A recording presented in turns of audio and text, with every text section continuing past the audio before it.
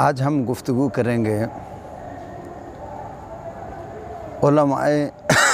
اہل حدیث اور میلاد شریف۔ علماء اہل حدیث اور میلاد شریف۔ اب آپ نوٹ کرتے جائیے گا، اہل حدیث غیر مقلدین کے مجدد اور شیخ الاسلام نواب صدیق حسن خان بھوپالی۔ آپ سنیے کہ آپ کیا فرماتے ہیں۔ کتاب ہے الشمامۃ العنبریہ۔ آپ اس میں کیا ارشاد فرماتے ہیں کہ جس کو حضرت کے میلاد کا حال سن کر فرحت حاصل نہ ہو اور شکر خدا کا حصول پر اس نعمت کے نہ کرے، وہ مسلمان نہیں ہے۔ اب کتاب میں نے عرض کر دی الشمامۃ العنبریہ، اور یہ اہل حدیث اکابر علماء میں سے ہیں۔ اب غیر مقلدین کے یہ مجدد اور شیخ الاسلام ہیں۔ اب یہ فرما رہے ہیں کہ جو نبی کریم صلی اللہ علیہ وآلہ وسلم کے میلاد کا حال سن کر خوش نہ ہو اور اللہ کا شکر ادا نہ کرے،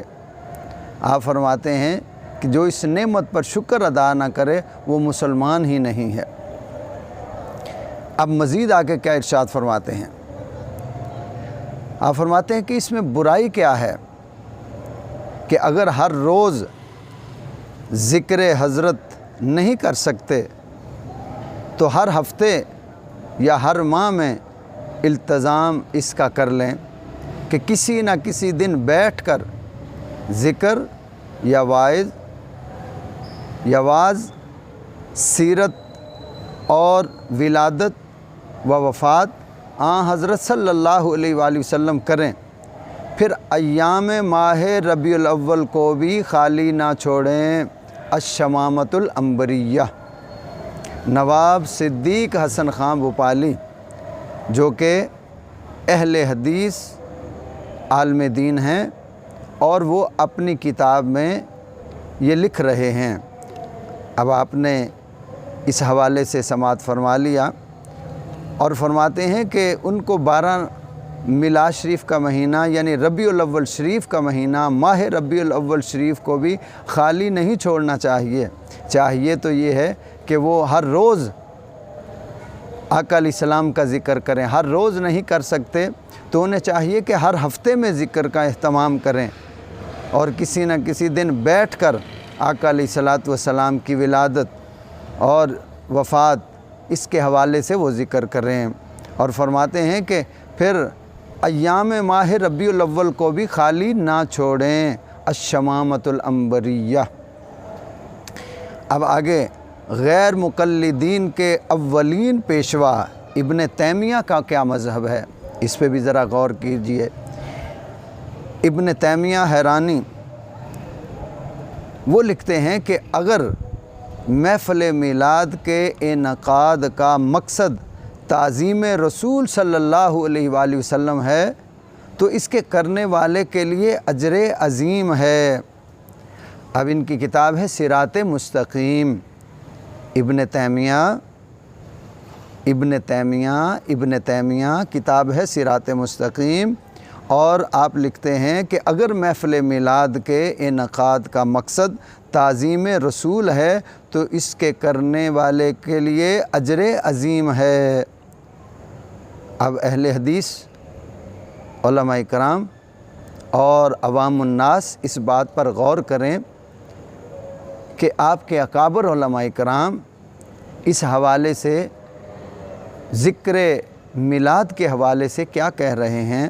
چلیں ہماری نہ مانیں، اپنے ان علماء کی، ان اپنے بزرگوں کی، اکابر علماء کی تو بات ضرور مانیں نا۔ آپ اس میں غور کر لیں، میں نے جو عرض کیا ہے وہ انہی کی کتابوں کے حوالے سے میں نے عرض کیا ہے کہ انہوں نے اس حوالے سے کیا ارشاد فرمایا ہے۔ اب آگے چلیے، آگے ہم اور عرض کر دیتے ہیں मौलवी इब्राहीम साहब, मौलवी इब्राहीम मीर साहब, जिनको आप वहाबी लोग, अहले हदीस लोग अपना इमामुल असर करार देते हैं, उन्होंने अपनी किताब तारीख़ नबवी के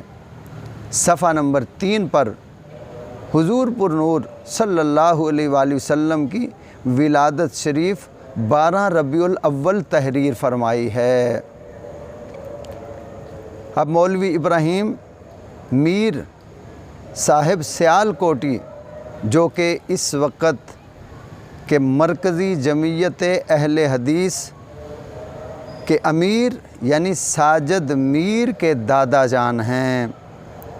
मौलवी इब्राहीम मीर सियालकोटी ये इस वक़्त अहले हदीसों के जो मरकज़ी जमीयत अहले हदीस के अमीर यानी साजिद मीर साहब के दादा जान हैं।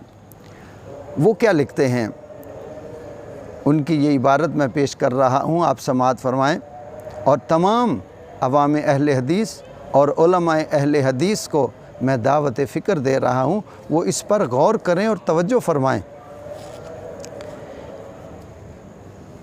कि मौलाना इब्राहीम साहब आप क्या फ़रमाते हैं कि सुबह सादिक रोशन हुई और नय्यर आज़म की आमद लगी, अब्र रहमत छाया और मुबारक महीने की उम्मीदें हुई। 12 रबीउल अव्वल 570 को आफ़ताब नबूवत मशरक़ रहमत से चढ़ा, वहशत जुल्मत दूर हुई और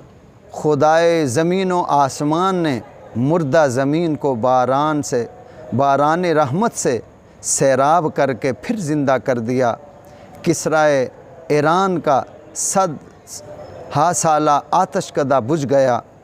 काबे के 360 बुत औंधे गिर पड़े और कसरे रूम की सलीब पाश पाश हो गई। अब मेरे अहले हदीस बहन भाई इस बात पे गौर करें कि आपके बुज़ुर्ग क्या फ़रमा रहे हैं और आप लोग इस हवाले से क्या कहते हैं, इस पे ज़रा गौर व फ़िक्र करें और इसको अच्छी तरह समझें कि आपके बुज़ुर्गों ने इस हवाले से क्या लिखा है। आगे सुनिए।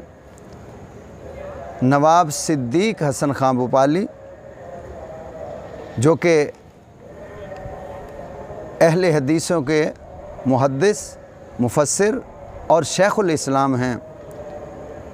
वो लिखते हैं कि विलादत शरीफ मक्का मुकर्रमा में वक़्त तुलूए फ़जर के रोज़ दोशंबा शबे 12 रबीउल अव्वल आम फ़ील को हुई और जमहूर उलमा का कौल यही है। आगे वो लिखते हैं कि इब्ने जौज़ी ने इस पर इत्तफ़ाक़ नकल किया है। अब आप इस बात पर गौर करें कि हुज़ूर पुर नूर शाफ़ा यौमुन नुशूर सल्लल्लाहु अलैहि वसल्लम के मिलाद शरीफ के तारीख़ बयान करते हुए नवाब सिद्दीक़ हसन खां भोपाली आप लिख रहे हैं कि आपकी विलादत 12 रबीउल अव्वल शरीफ को हुई और फरमाते हैं कि जमहूर उलमा का यही कौल है। अब मेरे अहले हदीस भाई इस बात पे गौर करें और अच्छी तरह गौर करें। अब आगे मैं अर्ज़ कर देता हूँ, गैर मुक़ल्लिदीन अहले हदीस कहलाने वालों की जमीयत अहले हदीस के अमीर साजिद मीर के दादा जान और वहाबियों के इमामुल असर मौलवी इब्राहीम मीर सियालकोटी ने अपनी किताब सीरतुल मुस्तफ़ा सल्लल्लाहु अलैहि वसल्लम जिल्द अव्वल 146 और 147 सफ़ा पर ये वाक़यात मिलाद शरीफ दर्ज फरमाए हैं। अब मैं उन वाक़यात का ज़िक्र करता हूँ तो तमाम मेरे اہل حدیث مرد و عورت اس کو اچھی طرح سے سماعت فرمائیں اور غور و فکر کریں کہ آپ کیا لکھتے ہیں کہ آپ کی ولادت کے نزدیک اور اس کے بعد آپ کی نبوت کی علامات، فرماتے ہیں کہ علامات میں سے جو کچھ ظاہر ہوا اس میں سے ایک وہ ہے جسے طبرانی نے عثمان بن ابی العاص ثقفی سے اور اس نے اپنی والدہ سے روایت کیا ہے کہ میں سرور دو عالم نبی رحمت صلی اللہ علیہ وآلہ وسلم آپ کی والدہ ماجدہ حضرت آمنہ خاتون رضی اللہ تعالی عنہا کے پاس تھی۔ جب آپ کو درد زا شروع ہوا تو میں نے ستاروں کو دیکھا کہ وہ نیچے جھک رہے ہیں، حتیٰ کہ میں نے گمان کیا کہ وہ مجھ پر گر پڑیں گے۔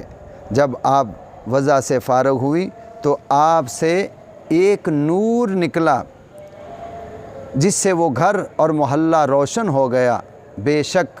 رسول اللہ صلی اللہ علیہ وآلہ وسلم کی والدہ ماجدہ نے بھی آپ کی ولادت کے وقت ایک نور دیکھا جس سے شام کے محلات روشن ہو گئے۔ اب میرے بھائیوں، آپ نے یہ سماعت فرمایا، اور یہ لکھنے والے کون ہیں؟ مولوی ابراہیم میر سیال کوٹی نے بھی اسے اپنی کتاب میں یہ لکھا جو میں نے عرض کیا، یہ وہ آپ نے ہی لکھا، اور کتاب ان کی ہے سیرت المصطفیٰ، اور اس کا جلد نمبر اول ہے اور صفحہ نمبر 146 اور 147 ہے۔ آپ نے غور فرما لیا۔ اب آگے میں عرض کرتا ہوں کہ نواب صدیق حسن خان بھوپالی کتاب الشمامۃ الانبریاء سے میلاد شریف کے واقعات اس طریقے سے بیان کر رہے ہیں۔ آپ فرماتے ہیں نواب صاحب کہ حضور صلی اللہ علیہ وآلہ وسلم کی ولادت شریف کے واقعات کا تذکرہ اس طرح صفحہ نمبر 8 پر لکھا کہ فرماتے ہیں کہ سرمنگی چشم سرمنگی چشم پاکیزہ تن ناف بریدہ ختنہ شدہ پیدا ہوئے، اور آگے لکھتے ہیں کہ حمل رہتے ہی زمین سر سبز ہو گئی، درخت پھل لائے، ہر طرف سے مال آنے لگا۔ اب آقا علیہ الصلوۃ والسلام کی آمد کا وہ اس طرح ذکر کر رہے ہیں کہ آنکھوں میں سرما لگا ہوا تھا، پاکیزہ تن تھا، ناف بریدہ یعنی ناف کٹی ہوئی تھی، ختنہ ہوا تھا، ختنہ شدہ پیدا ہوئے یعنی ختنہ پہلے ہی ہوا تھا۔ اور فرماتے ہیں کہ جب حمل رہتے ہی، حمل ٹھہرتے ہی زمین سر سبز ہو گئی، درخت پھل لائے اور ہر طرف سے مال آنے لگا۔ اب آگے نواب صاحب کیا لکھتے ہیں؟ نواب صدیق حسن خان صفحہ نمبر 9 پر لکھتے ہیں کہ سرکار مدینہ صلی اللہ علیہ وآلہ وسلم آمنہ رضی اللہ تعالیٰ عنہ فرماتی ہیں، آپ کی امی جان فرماتی ہیں کہ میں نے مشارق و مغارب ارض کو دیکھا، 3 علم دیکھے یعنی 3 جھنڈے دیکھے، ایک مشرق میں، ایک مغرب میں، ایک پشت کعبہ پر، تو مجھ کو درد ولادت ہوا، حضرت پیدا ہوئے، دیکھا تو آپ سجدے میں ہیں۔ اب نواب صاحب لکھ رہے ہیں اپنی کتاب میں، اور صفحہ نمبر 9 ہے، اور کتاب ہے الشمامۃ الانبریاء، کہ فرماتے ہیں کہ آمنہ پاک رضی اللہ تعالی عنہا نے فرمایا کہ میں نے مشارق و مغارب ارض کو دیکھا اور 3 جھنڈے دیکھے، ایک مشرق میں، ایک مغرب میں اور ایک کعبے کی چھت پر۔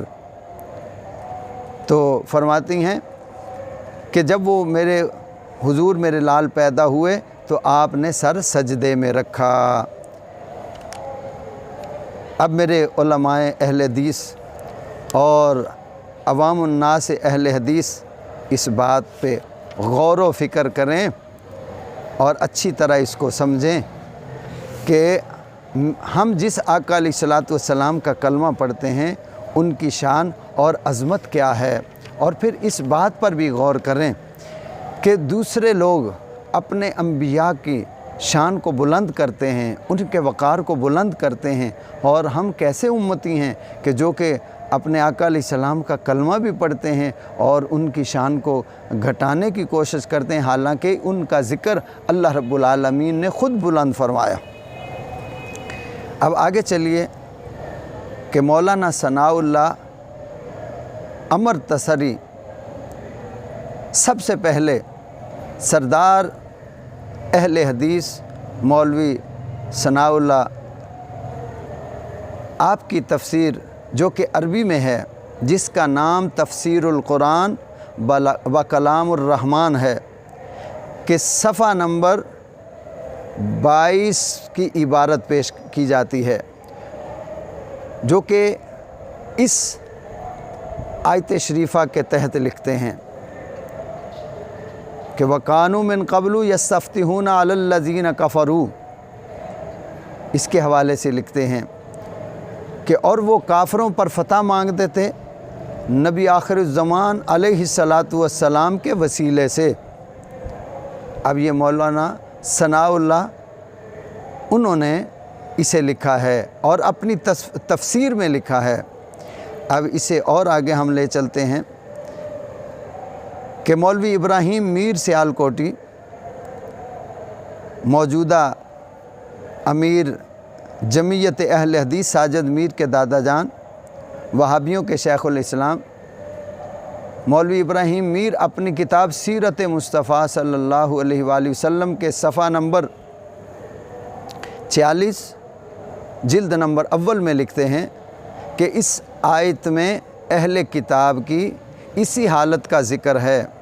اور اس وجہ سے خدا تعالیٰ ان کو ملزم قرار دیتا ہے کہ آپ کے ظہور سے پہلے تو وہ دعائیں مانگتے تھے اور خداوند ہم کو نبی آخر الزمان کی برکت سے کفار پر فتح بخش، لیکن جب وہ نبی علیہ السلام آ گیا اور انہوں نے اسے آثار اور علامات سے پہچان لیا تو وہ کافر ہو گئے تھے۔ اب اس میں مولوی ابراہیم صاحب آپ لکھتے ہیں کہ وہ لوگ نبی کریم صلی اللہ علیہ وآلہ وسلم آپ کے وسیلے سے دعائیں کرتے تھے، اور جب آپ صلی اللہ علیہ وآلہ وسلم تشریف لے آئے تو پھر انہوں نے اپنے آپ کو ہٹا لیا، یعنی پھر وہ کافر ہو گئے۔ تو میرے دوستو، اب یہ آپ نے سماعت فرمایا، یہ میں نے علماء اہل حدیث کے حوالے سے عرض کیا ہے جو اکابر علماء اہل حدیث نے بیان کیا ہے۔ اب میں آخر میں عرض کرتا ہوں کہ اگر یہ سب اہل حدیث اور اہل دیوبند حضرات اپنے مولانا صاحب اور ان کی کتابوں کا اگر مطالعہ کر لیں اور پھر انہیں بیان کرنا شروع کر دیں تو پھر اس میں کوئی شک نہیں رہ جائے گا، بلکہ عوام الناس کے دلوں میں نبی کریم صلی اللہ علیہ وآلہ وسلم کا پیار پیدا ہوگا۔ تو اللہ کی بارگاہ میں دعا ہے کہ اللہ رب العالمین ہم نے جو کچھ پڑھا سنا اسے اپنی بارگاہ میں قبول فرمائے، اور اس کے ساتھ ساتھ میں یہ عرض کرتا ہوں کہ جس نے نبی کریم صلی اللہ علیہ وآلہ وسلم کا کلمہ پڑھا ہے اسے چاہیے کہ اپنے اللہ رسول صلی اللہ علیہ وآلہ وسلم سے دل و جان سے پیار کریں۔ اب میں آخر میں تھوڑا سا اور عرض کر دیتا ہوں کہ علماء دیوبند اور علماء اہل حدیث حکیم الامت مولوی اشرف علی تھانوی کی نشر الطیب اور مفتی اعظم دیوبند محمد شفیع آف کراچی کی سیرت خاتم الانبیاء، نواب صدیق حسن خان بھوپالی کی الشمامۃ العنبریہ، قاضی سلیمان منصور پوری کی رحمت للعالمین، اور مولوی ابراہیم میر سیالکوٹی کی سیرت المصطفیٰ، اور مولوی عبد المجید کی रहबर कामल तसानीफ़ में से हुजूर अक़दस सल्लल्लाहु अलैहि वसल्लम आपकी विलादत शरीफ के वाक़यात पढ़कर लोगों को सुनाएंगे तो फिर लोगों के दिलों में आका अलैहिस्सलातु वस्सलाम की मोहब्बत पैदा होगी। मगर ये ऐसा नहीं करेंगे। इनको चाहिए, मैं दावत फ़िक्र दे रहा हूँ और आपके उलमाए देवबंद और उलमाए अहले हदीस के जो अकाबर उलमा हैं उन्हीं की किताबों से मैं आपसे अर्ज़ कर रहा हूँ कि मैं अर्ज़ करूँगा कि हमारे उलमाए अहले हदीस और उलमाए देवबंद इन किताबों को मुताला करें और जुम्मतुल मुबारक में अवामुन्नास को आका अलैहिस्सलाम की विलादत के तज़किरे सुनाएं, क्योंकि उन्होंने किताबों में लिखे हैं और किताबों के नाम मैंने अर्ज़ कर दिए हैं। तो जो उन किताबों में लिखा है वही उलमाए अहले सुन्नत बयान करते हैं, तो फ़र्क कुछ भी नहीं है। आका अलैहिस्सलाम की ज़िक्र की बातें की जाती हैं, आपके मिलाद के ज़िक्र की बातें की जाती हैं। और फिर मैं अर्ज़ करूं कि अगर क़यामत के दिन अल्लाह रब्बुल आलमीन ने पूछ लिया कि बताओ कि मेरे महबूब सल्लल्लाहु अलैहि वसल्लम से आपको दुश्मनी क्या थी, उनसे तुम्हें वैर क्या था कि तुम उनके ज़िक्र को बंद करने में लगे हुए थे, तो फिर क्या जवाब दोगे? सारी बातें छोड़कर अगर अल्लाह ने पूछ लिया तो क्या जवाब दोगे? क्या कोई जवाब आपके पास है इस हवाले से? तो इसलिए मैं तमाम उलमाए अहले हदीस की खिदमत में अर्ज़ करूँगा कि आप इस पे गौर व फ़िक्र करें, और किताबों के हवाले भी मैंने आपकी खिदमत में पेश कर दिए हैं, और उसके साथ साथ उलमा के नाम भी मैंने आपकी खिदमत में पेश कर दिए हैं। आप इनकी ये किताबें लें और उनका मुताला करें, और फिर अवामुन्नास तक ये पैगाम ज़रूर पहुँचाएँ। और आप जिस तरह ये पैगाम पहुँचाते जाएंगे, लोगों के दिलों में आका अलैहिस्सलाम की मोहब्बत पैदा होती जाएगी, वो उसी कदर अमल की तरफ आएंगे, तो फिर अल्लाह भी खुश हो जाएगा, प्यारे आका अलैहिस्सलाम भी खुश हो जाएंगे, और हमारा बेड़ा भी पार हो जाएगा। अल्लाह हमें अमल की तौफ़ीक़ अता फ़रमाए। आमीन।